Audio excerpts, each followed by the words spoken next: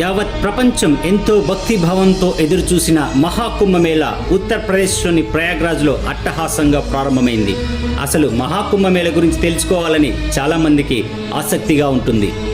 దేవతలు రాక్షసుల మధ్య అమృతం కోసం జరిగిన పోరులో జాలువారిన కొన్ని అమృత బిందువులు భారత్లోని ప్రయాగ్రాజ్, నాసిక్, హరిద్వార్, ఉజ్జయిని ప్రాంతాల్లో పడ్డాయని పురాణాలు చెబుతాయి. ఈ నదీ ప్రాంతాల్లో 12 సంవత్సరాలకు ఒకసారి పూర్ణ కుంభమేళ, 144 సంవత్సరాలకు ఒకసారి మహాకుంభమేళ నిర్వహిస్తారు. ఈ సంవత్సరం జరుగుతున్న మహాకుంభమేళాలో 6 తేదీలను అత్యంత పవిత్ర దినాలుగా పరిగణిస్తున్నారు.